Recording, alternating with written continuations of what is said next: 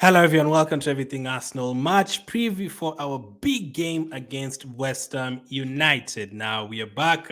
Players have enjoyed their Christmas, enjoyed their Boxing Day, but it's back to business. At the time of recording, Liverpool are past us now. They're top of the table after winning against Burnley. Aston Villa dropped points against Man United, so we are still in second. Man City are back to action for some reason. Since Man City have been away, it's like I've kind of thought about Man City not being a Premier League team anymore. Like I've been so comfortable just looking at Liverpool and Aston Villa, but Man City are now back as well. So we need to win. We really need to win this game for many reasons. If we just for a start, if you put the rivalry with Liverpool and Chelsea and Tottenham and Man United, all of them to the side, this year there's a couple of teams that have really annoyed us. One of them is Newcastle. We all know the reasons. And the second one is obviously West Ham for a lot of reasons. First, the Declan Rice saga. This is the Declan Rice derby. Everything that went on with that one for 2 months or something.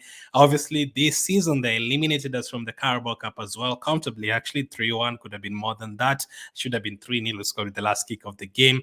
And thirdly, they're one of the teams that destroyed our title hopes last season next to Liverpool and Southampton as well. So this year against West Ham, they have the upper hand against us this year. Although we did get Declan Rice, and Declan Rice has been a superb signing for us. Looks like a bargain. Maybe we won that battle. But in terms of results on the pitch, they've had the better of us this year. So we need to make that correct. We need to get a win in this when we have to. These days, back in the days, I draw against West Ham sometimes. It'd be like, that is fine. But these days, all these games, if it's not Liverpool or Aston Villa or Newcastle or Man City, you basically look at the rest and you're like, yeah, we're not even happy with the draw. You have to win every single game here. And that's just how it is these days. You can afford to draw at Liverpool, but the very next game, whichever team it is, you have to win it home or away. And West Ham is one of those teams. Now, we have a very good record at home. This season, we haven't lost any games. We drew with Tottenham and Fulham conceded late on in both of those games, but we've picked up some big wins at home. The one that comes to mind, obviously, is Man City. We've also recently beaten Brighton at home. At home, we are very comfortable, and in those games, we kept the likes of Man City and Brighton very, very quiet. It's not like last season. Last season, we were conceding a bunch of goals at home. Southampton scored 3 at our place. Brighton scored 3. This season, yes, we still concede one here and there, but mostly from our mistakes. Wolves, Man United, Burnley, all of them come from our still mistakes. But at home, we are very good this season, and especially against West Ham, I think we've beaten them 7 times in a row at the Emirates Stadium. We have a very good record against them. The last time they beat us at the Emirates was like 2015 or something, first game of the season then. That's a long time ago. So you have a very good record against West Ham. And for them as well, this season they've traveled to Aston Villa. They lost heavily in the league. They lost heavily to Liverpool as well in the league. They also lost heavily to Liverpool in the Carabao Cup recently. They have been losing away games, West Ham, to these bigger teams. They have been losing. At home, they're a different team. They've beaten Man United. They've beaten...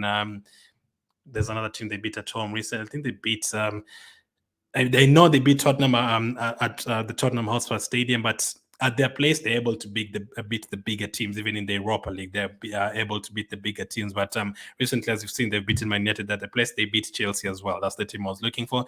But everyone beats those teams, let's be honest. But it's going to be a good game. It's going to be a very good game. We cannot wait to see how Declan Rice plays against them in their midfield.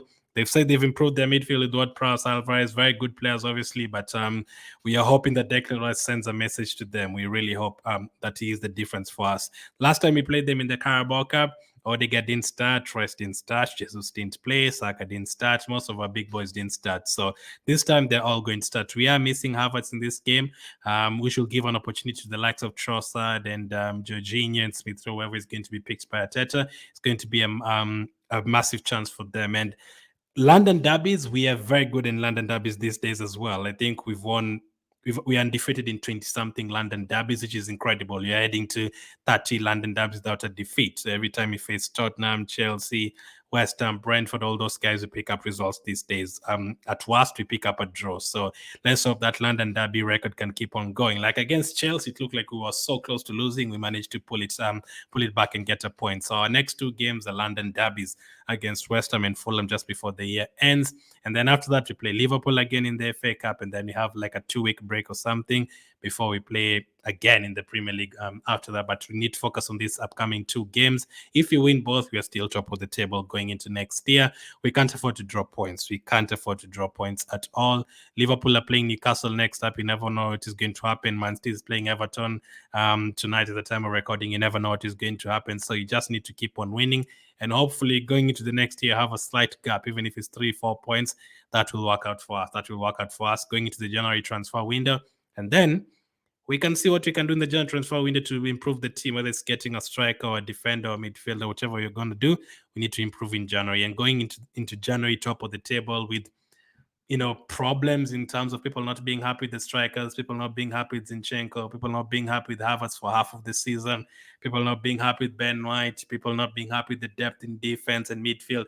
Going into January with all those problems and, still being top of the table, that is incredible. Knowing that we can go into the transfer market and get players, that would be big. That would be big. So what kind of lineup should Arteta go for in this game? As I said, Havertz is suspended, so we have to go for someone else. But this would be my starting lineup for this particular game.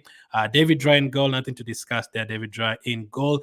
My back four, we don't really have anyone else, do we? So Zinchenko, Gabriel, Saliba, and Ben White. Now, usually if we have everyone fit, we'd probably have played Tomiyasu against Liverpool and Zinchenko today. Maybe we'd have played Timber against Liverpool and Ben White today, or vice versa, where it was going to work out. But right now, we don't really have too many options. These 4 players have to keep on playing: Zinchenko, Gabriel, Saliba, and Ben White. So it's really a good thing for us that Gabriel, Saliba, they're able to stay fit. And also Zinchenko has been injury prone since he joined Arsenal. He's been able to stay fit because we wouldn't have had a left back. Whether people like him or not, we need a left back in the team. In this particular games, I don't have a problem with Zinchenko, but coming up against Salah and those guys, it's tough. But in this particular game, going forward and all that, I think Zinchenko is one of the best. Maybe up against Kudus is going to need help again. Kudus is a very exciting player for West Ham, but that would be my back four. Zinchenko, Gabriel, Saliba, Ben White. Next month, maybe we'll be able to call on maybe Tomiyasu someone if he doesn't go for the Asian Cup. I'm not sure. Or maybe if he sign a player as well. But that would be the back four for me. Their front line is good. Paqueta, Bowen, all those guys, Ben Drama, whoever plays, and Kudus as well. We need to be on our game in terms of defense. So Gabriel, Saliba, Ben White, they all need to be very, very good. And Zinchenko as well in terms of defending and also going forward, he needs to be good. So what happens to the midfield? As I said, Havertz is suspended, so we have the choice of bringing in Trossard, Smith Rowe. Can we give him a game? Jorginho, and play Rice in the number 8 position. This is what I'd do. I'd stick Declan Rice in I'd stay with him in the number 6 position.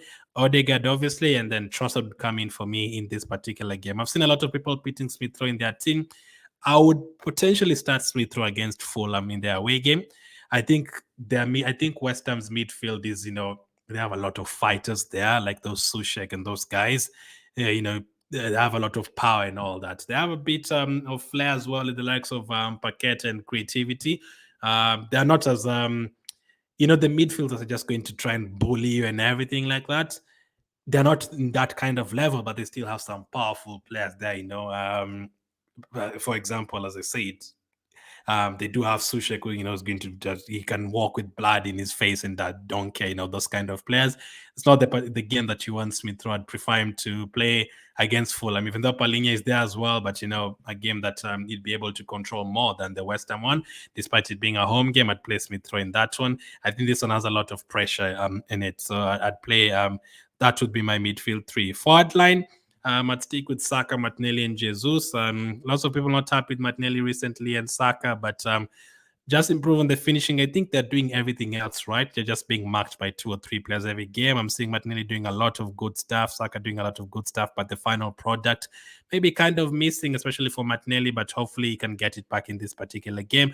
And then I'd go with Gabriel Jesus up front. So since the last game we played was back on Saturday, I think he'll go with our total first team without trusting any players. And then when you play Fulham, then we might see maybe a Smith Rowe, Edin Ketia, or someone like that coming into the team, or Kivi or someone like that. But for this particular game, this is what I'd go for. And then that leaves on the bench, not the strongest bench, to be honest.